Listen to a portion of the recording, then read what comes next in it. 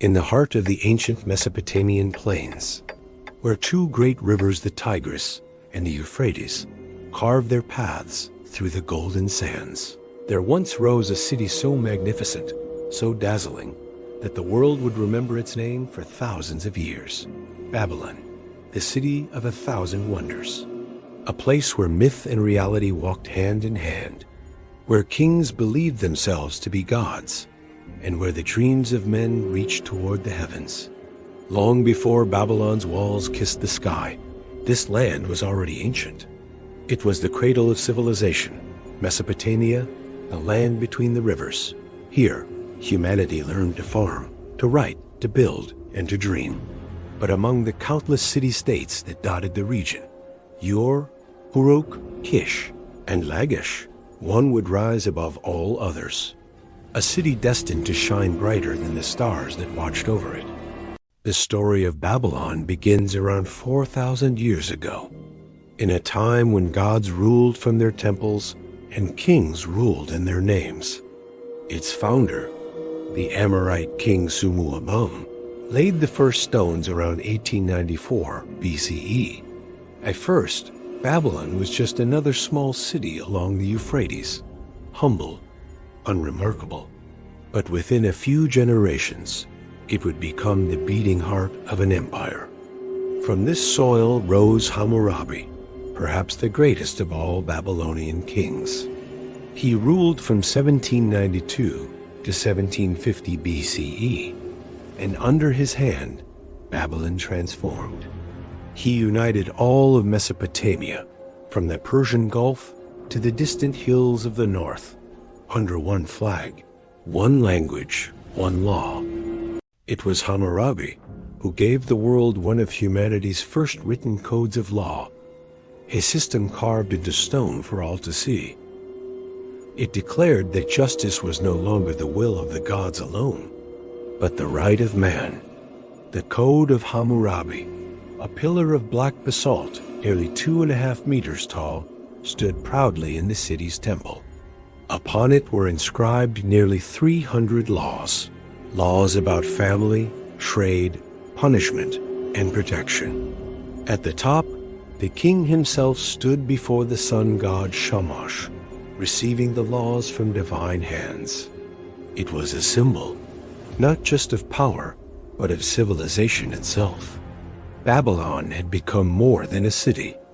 It had become an idea. But even empires must breathe, and the first Babylonian dynasty eventually faded into dust. For centuries, the city fell under foreign hands: Kassites, Assyrians, Elamites.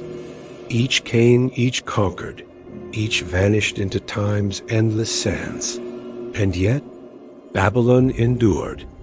Like a sleeping giant beneath the desert sun, its spirit waited for the day it would awaken once more, to rise again and eclipse the glory of every empire before it.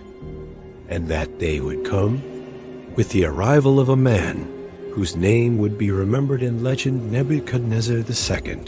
Centuries passed since Hammurabi's time. Empires rose and fell like the tide. The Assyrians, fierce and unrelenting, conquered much of Mesopotamia. But even they, even the mighty city of Nineveh, would one day crumble into dust. And from that dust, Babylon would rise again, brighter, stronger, eternal. It was the year 605 BCE. The throne of Babylon was taken by a man whose ambition would reshape the world. Nebuchadnezzar II, son of Nabopolassar, king of kings. Under his reign, Babylon would ascend to its golden age, a city of breathtaking beauty, unmatched wealth, and divine wonder. For 43 years, Nebuchadnezzar ruled with vision and iron will. He rebuilt Babylon from the ground up, not just as a capital, but as a masterpiece. Massive walls of baked brick surrounded the city walls, so thick that chariots could race along their tops, side by side. Blue glazed gates adorned with roaring lions and golden bulls guarded its entrances. And at the heart of it all stood the Ishtar Gate, the most glorious of them all. The Ishtar Gate was a triumph of art and devotion, its walls deep blue, like the heavens covered with rows of golden dragons and bulls that shimmered under the sun. It was a gate not meant merely for defense, but for awe. Through this gate passed the processional way, a grand avenue that stretched nearly a kilometer, lined with flowers, carvings, and statues of the gods each spring. During the New Year festival, the people of Babylon would gather thousands upon thousands singing, dancing, celebrating their gods and their king. They believed their city was the center of the universe, and perhaps for a time, it was. But even in a city of wonders, one story outshines all others: the tale of the Hanging Gardens of Babylon. According to legend, Nebuchadnezzar built them for his beloved wife, Queen Amethyst. She had come from the green mountains of Media, and she missed the forests and hills of her homeland. To ease her heart, the king commanded his architects to create something never before seen a mountain of gardens, rising tier upon tier above the city. The Hanging Gardens were said to be a paradise of life and color, terraces overflowing with palm trees and pomegranates, jasmine and roses. Hidden beneath them, an intricate system of pumps and channels, bringing water up from the Euphrates to feed this floating mountain. The people looked upon it and whispered that the gods themselves had blessed Babylon. And from that moment on, the city was called the City of 1,000 Wonders. But Nebuchadnezzar's greatness was not only in beauty. He was a warrior king, conqueror of lands, builder of empire. He marched his armies west, conquering Jerusalem and bringing back captives, scholars, and treasures. He filled Babylon with knowledge, art, and faith. Under his rule, temples were raised in honor of the gods foremost among them, the Etemenanki, the great ziggurat, said to be the very Tower of Babel spoken of in ancient texts. Its name meant the house of the foundation of heaven and earth. 7 levels tall, each rising higher than the last, it reached toward the sky, a bridge between the world of men and the realm of the divine. From its summit, one could see the endless plains stretching to the horizon, the Euphrates glimmering like silver beneath the sun, and the great walls of Babylon circling a paradise made by human hands. This was Babylon at its height, a city of peace, art, and divine splendor. Poets wrote of its glory. Travelers whispered of its majesty. And in the minds of all who saw it, Babylon became more than a city. It became a dream. But dreams do not last forever. For even as Babylon shone like a jewel of heaven, shadows were gathering beyond its borders. Far to the east, a new power was rising, a power born of discipline, strategy, and destiny, the Persians. The morning sun rises over the Euphrates, painting the city of Babylon in gold and crimson. Its towers glitter in the light. Its walls, vast and unending, embrace a city alive with sound merchants calling, children laughing, priests chanting. This was the City of 1,000 Wonders. Imagine walking its streets. You pass beneath the towering blue of the Ishtar Gate, the air thick with incense and the scent of baked bread. Vendors sell jewelry and fine cloth from distant lands, gold from Egypt, cedar from Lebanon, spices from India. Above you, balconies overflow with flowers. Palaces gleam with glazed tiles of turquoise and lapis lazuli. And everywhere, there are symbols, lions, bulls, dragons, guardians of the gods.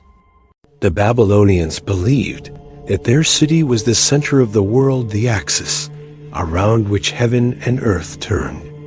Every brick, every temple, every street was built to honor their gods. Among the most sacred was Marduk, the chief deity lord of creation, wisdom, and justice.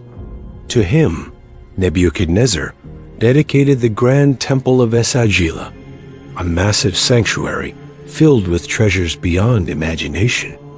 Priests dressed in white robes tended the temple day and night, offering prayers, food, and song to the divine statues within. They believed that by serving the gods, they ensured the balance of the world, for if the gods were pleased, the rivers would flood and crops would grow. If angered, the heavens themselves might fall silent. And so, religion was not a part of Babylon, it was its soul. But beyond the temples and palaces, life pulsed through the veins of the city ordinary men and women who called Babylon home. Along the Euphrates, farmers guided their boats, bringing grain and dates to the markets. Craftsmen carved stone and shaped bronze into tools and jewelry. Scholars and scribes filled clay tablets with writings, histories, laws, and dreams recorded in the ancient script of cuneiform. In the evenings, families gathered on rooftops to share food under the open sky. They told stories, tales of gods and heroes, of love and tragedy. And when the night grew quiet, they would gaze at the heavens, mapping the stars that glimmered above their city. The Babylonians were among the first to study the stars. To them, the heavens were a mirror of the earth, each star, each planet, a sign of divine will. They watched the skies and recorded eclipses, comets, and alignments. From these, they built the first systems of astronomy and astrology, the very roots of what we still practice today. But beyond science and faith, Babylon was also a city of beauty and art. Poets wrote hymns to their gods. Musicians played lyres and drums in royal feasts. And artisans crafted delicate glass, painted walls, and sculpted the likeness of kings and lions. The sun sets once more over the plains of Mesopotamia. The mighty Euphrates glimmers red beneath the dying light, and the great walls of Babylon cast long shadows across the sands. But something in the air has changed. The laughter of the markets is quieter. The temples are filled not with joy, but with prayers of fear, for the world beyond Babylon is shifting. To the east, across the vast plains of Persia, a conqueror is on the march, Cyrus the Great, ruler of a rising empire that stretches farther than any before it. Cyrus does not come with rage or madness. He comes with patience, with discipline, with the quiet certainty of destiny. His armies move like the wind, swift, precise, unstoppable. One by one, the lands that once bowed to Babylon now raise his banner, until finally, he stands before the greatest prize of all. It is the year 539 years before the Common Era. The night is calm. The river flows gently through the city's heart. Inside Babylon, King Nabonidus, the last of its rulers, has grown careless. He is absent, distracted by omens and the worship of strange gods. The people are weary of his reign, and the priests whisper that Marduk, the protector of Babylon, has turned his face away. Under the cover of darkness, a Persian army makes its move. Guided by spies and engineers, they divert the waters of the Euphrates, lowering the river until its flow is shallow enough to walk across. Through the dried riverbed, they enter the city, not with fire or destruction, but in eerie silence. By dawn, Babylon has fallen without a battle, without bloodshed. Its gates are opened, its people spared, its temples left untouched. Cyrus the Great enters Babylon not as a destroyer, but as a liberator. He honors Marduk, restores the old temples, and frees the people who had been enslaved by its former kings. The Empire of Babylon is no more, but its spirit lives on in a new form as part of Persia's vast dominion. In the years that follow, Babylon becomes a city of memory, a place of scholars, astronomers, and dreamers. It remains a jewel in the Persian crown, then passes to Alexander the Great, who dreams of making it his eternal capital. But fate had other plans. After Alexander's death, Babylon's glory begins to fade. The river shifts its course, trade routes move west, and the sands creep in slowly, burying the once great city inch by inch. The temples crumble, the gardens wither, the great walls, once alive with blue and gold, fade into dust. And yet, Babylon never truly dies. Its name lives on in the languages of the world, in scripture, in myth, in song. It becomes a symbol of both human greatness and human pride. The Tower of Babel, the Hanging Gardens, the Law of Hammurabi, all echoes of a civilization that dared to reach for the heavens. And even now, thousands of years later, when the stars rise over the deserts of Iraq, you can almost hear it, the faint heartbeat of the city that once ruled the world. Babylon, the dream of humanity's dawn, the city of kings and gods, the city of 1,000 wonders. All empires fade, but their stories, they live forever. Please subscribe, like, comment, and share.